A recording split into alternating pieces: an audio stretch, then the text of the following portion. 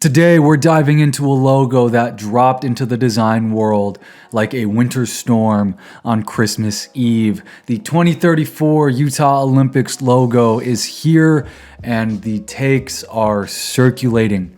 Some people say it's undercooked. Some people say it's confusing and hard to read. Some say it looks like someone tried to draw the Grand Canyon from memory after only 2 hours of sleep. And then you have people like me, who think this thing might actually have some juice if we give it some time.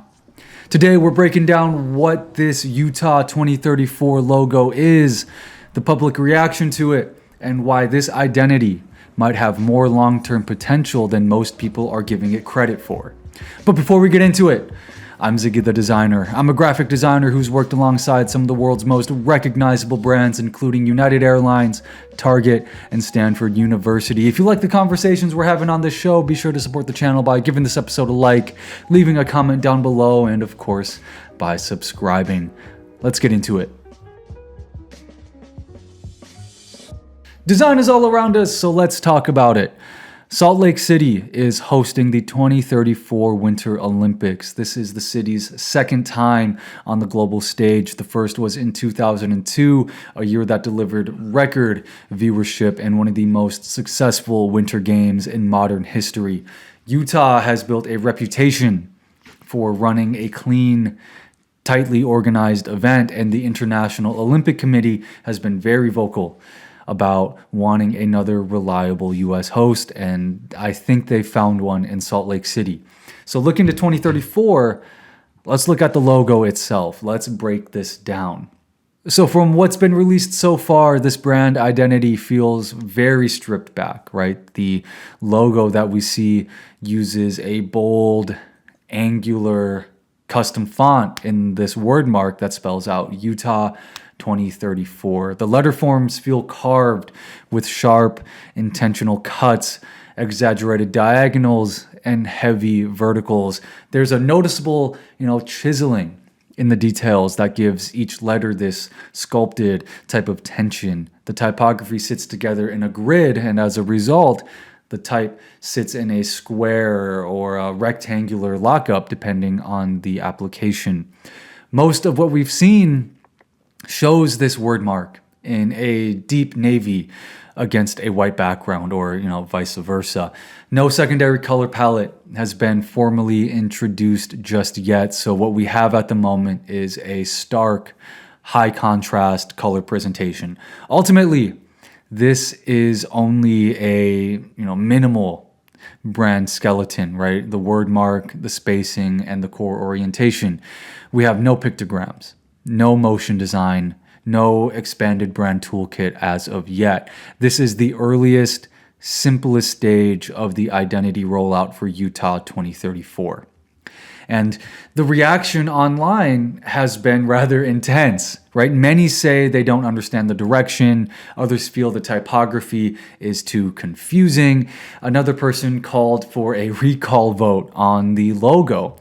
The biggest source of frustration here, in my opinion, is how simple it appears. And we'll dig into why it's not as simple as it looks later on. People expect Olympic identities to arrive with spectacle, right? Something visual enough to immediately signal scale and excitement. I mean, this is a global event after all. So when a logo is this pared down, the public feels like they're seeing a draft instead of a statement. There's also a large clarity issue that we see amongst the public here. Because the letter forms have such exaggerated shapes, some people say the words don't really read cleanly at first glance. That disconnect between expectation and execution is fueling a lot of the negative commentary that we're seeing online. Another factor is, of course, comparison. Recent Olympic marks have leaned into visual flourish, right? Paris had an icon with personality. LA 2028 introduced a shape-shifting system that dominated the conversation. Even Milan 2026 sparked discussion with its gradient line work. Utah's reveal enters the room with almost no decoration, which makes it feel very abrupt. The timing also contributes to the confusion as well. Dropping a single word mark without the rest of the identity invites assumptions, right? It's the assumption that this is all we're going to get on the design front for 2034. And people will fill the space with opinions, and the conversation becomes restless fast. And in the design world, at least, that is what we're seeing. But what do I think?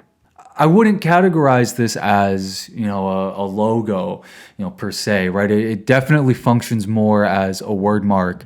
But the letter forms, they have so much personality and so much, of an illustrative element to them that it does behave almost like a standalone logo, right? The shapes don't feel generic or borrowed. They feel constructed with the level of intention that you would find in a logo.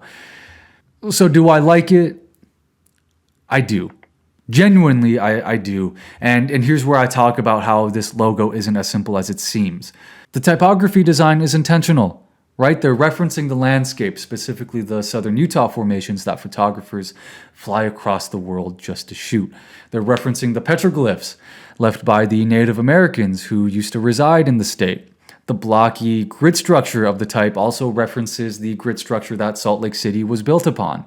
So let's not say that this is just a confusing font when the visual storytelling is so much deeper than that. If the point of hosting the Olympic Games is to showcase the identity of the host region, then tying the typography directly to the terrain, to the culture, it feels like a smart and memorable angle. And I'll always, as a designer, I'll always take that type of storytelling over safe design any day. This type of design is art, and we'll get into that, is design art or not debate later on the show. But as artists, a part of our role is to tell a story. And this word mark, this logo, whatever you want to call it, it is telling the story of Utah. But let's zoom out. We're about 3,000 days away from the actual 2034 games. That's nearly a decade. A brand at this stage is a blueprint. We're not getting the full building here. The London 2012 logo is the perfect example of this, right? When that logo dropped, the internet practically caught fire. People hated it. And now it's one of the most recognizable Olympic identities of the past century because the full system, looking at motion, looking at color usage, the typography, the event signage, it brought the whole thing to life. Utah's brand is in the same stage. We've gotten so little so far, and yet everyone is so quick to speak as if what we're seeing is the final product. We haven't seen if there are going to be more colors. We haven't seen how this logo behaves when it's put in motion design, right? We haven't seen how it scales, how it repeats, how it integrates with the venues. This identity isn't finished, which means the reaction right now is based on a single piece of a larger system. To me, the foundation here is very promising. The typography has a point of view. The early restraint leaves plenty of room for expansion. And the geographic resonance, the geographic storytelling that's being done here, once the full identity is built out, it could become the center of something very special here for design. There's real potential here if we actually give this some time to grow. But how do you feel about the Utah 2034 Olympics logo? Do you love it like I do? Do you love the storytelling, or is it confusing and you absolutely just hate it? Let me know your thoughts down in the comments below. That's all I have for you. Be sure to support the show by giving this episode a like, subscribing, and of course by sharing this one out. I've been Ziggy the Designer. If there are two things you need to know about me, it's that one, I love design, and two, I'm very opinionated. I'll talk with y'all later. Bye-bye.